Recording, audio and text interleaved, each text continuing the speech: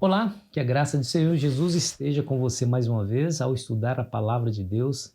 Certamente o Espírito Santo está aqui do nosso lado, nos ajudando a compreender as verdades que o Senhor deseja nos ensinar nesse dia.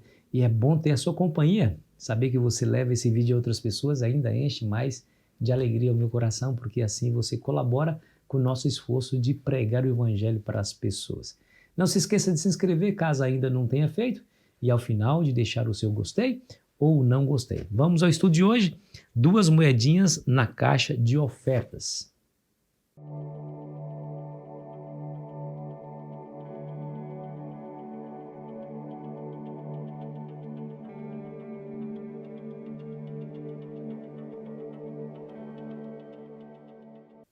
Eu fico impressionado com as histórias da Bíblia. Jesus faz questão de quebrar os paradigmas comumente aceitos na sociedade para ensinar ricas lições para cada um de nós. Quando ele fala que aquele que quer ser o líder seja aquele que serve, ele vai na direção oposta da sociedade, porque os governantes são servidos pelos seus governados. Jesus vai e inverte a pirâmide. Você quer ser grande, quer ser o líder, seja aquele que serve. É a dinâmica dos ensinos de Cristo, é a moralidade de Cristo, né? Jesus disse que se você quer entrar no reino do céu, seja como uma criança. Como é que pode? Né? Que coisa extraordinária. E agora, mais uma vez, ele quebra o pensamento culturalmente aceito naquela época de que os ricos, esses são os mais abençoados e os pobres são os amaldiçoados. Quando ele mostra aí a oferta da viúva pobre, veja o verso 41 do capítulo 12, que nos diz assim, ó: assentado diante do gasofilácio, observava Jesus como o povo lançava ali o dinheiro. Ora, muitos ricos depositavam grandes quantias, vindo, porém, uma viúva pobre depositou 2 pequenas moedas correspondentes a 1 quadrante. E, chamando os seus discípulos, disse-lhes: em verdade vos digo que uma viúva pobre depositou no gasofilácio mais do que o fizeram todos os ofertantes. Porque todos eles ofertaram do que lhe sobrava, ela, porém, da sua pobreza, deu tudo quanto possuía, todo o seu sustento. Que história extraordinária, você não acha? Daqui a pouco nós vamos voltar a ela, vamos reconstruir o pano de fundo para que você entenda a história da viúva pobre e a sua rica oferta, né? Bom, você se lembra do Templo de Jerusalém, que era uma obra muito além do seu tempo, uma suntuosidade, um orgulho nacional para a nação de Israel. Você se lembra que quando Salomão construiu aquele templo fantástico, extraordinário, ele dedicou ao Senhor e o templo funcionou por alguns anos, mas vieram os babilônios e destruíram aquele templo. O templo foi reconstruído por Neemias, Esdras, lembra disso? Zorobabel, mas não tinha a mesma glória do primeiro templo, que seria o templo de Salomão. O templo foi começou a ser remodelado por Herodes, no ano 20 a.C., e passou-se décadas sendo remodelado, e foi até o ano 60 depois de Cristo. Então era preciso muita oferta, muita ajuda das pessoas, daqueles que iriam ali para adorar o Senhor, para que esse templo continuasse sendo remodelado.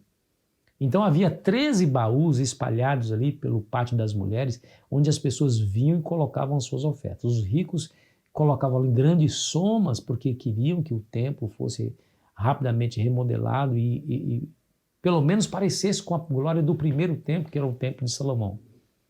E aí que acontece essa história. É nesse contexto de uma grande multidão de pessoas vindo ao templo para ofertarem, para contribuírem para a remodelação do templo, para a reforma do templo, para que o templo ficasse bonito, para que o templo ficasse glorioso, né?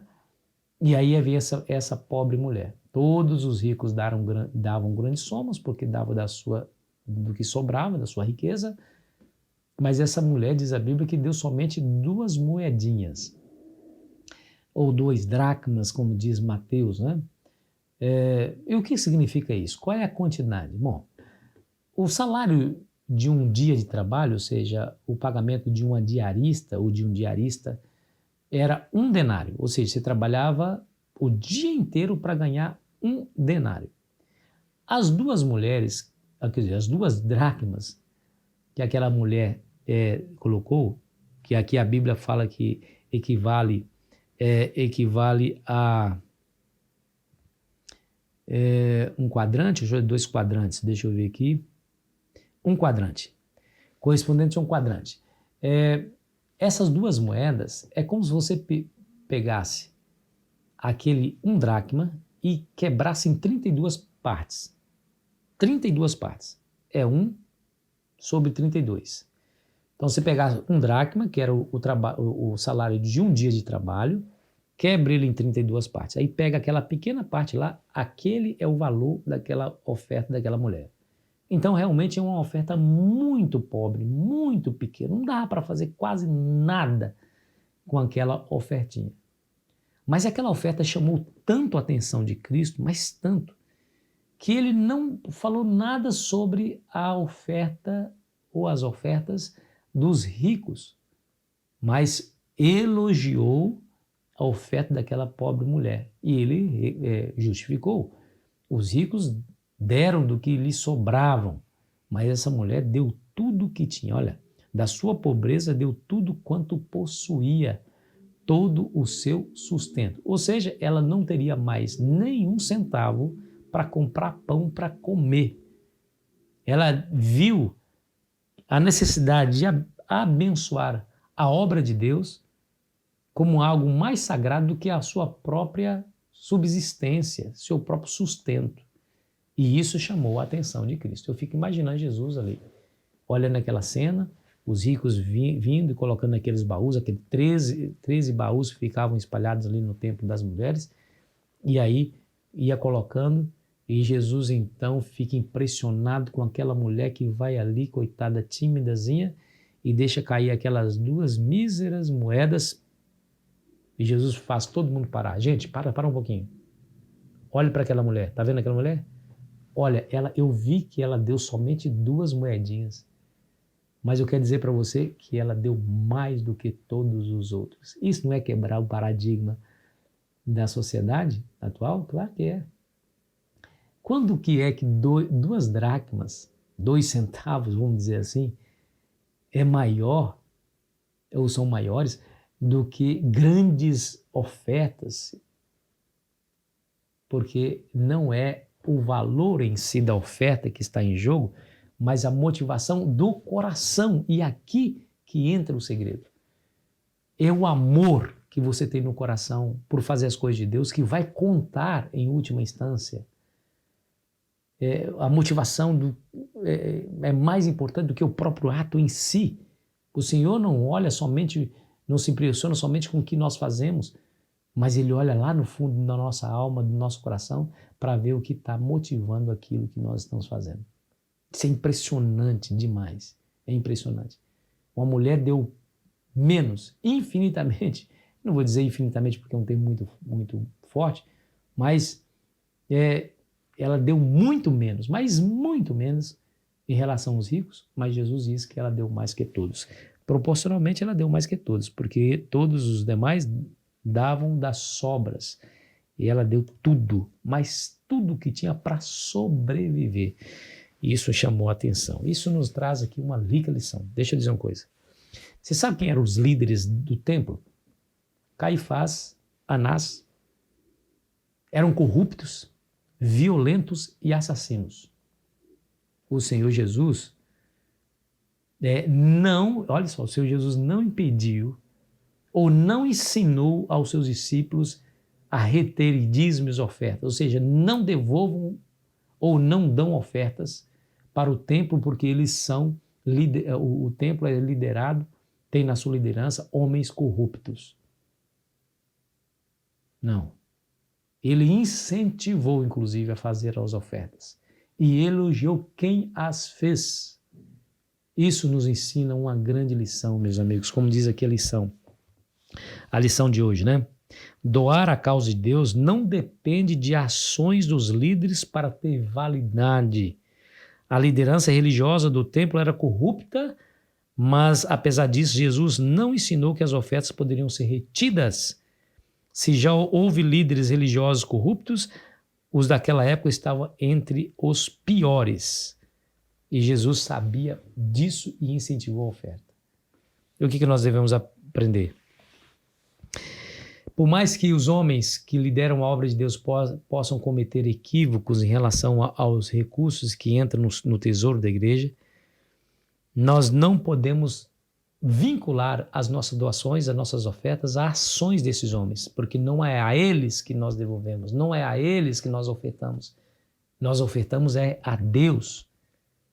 O Senhor um dia vai pesar todas as coisas, o Senhor um dia vai levar tudo a julgamento. Se as pessoas estão usando de má fé, de desonestidade, para roubar dos tesouros do templo aquilo que os adoradores trazem como oferta de adoração, eles se verão com Deus. Mas isso não pode ser uma desculpa para a minha infidelidade. Deus não permitiu que nós sejamos infiéis por causa da infidelidade dos outros.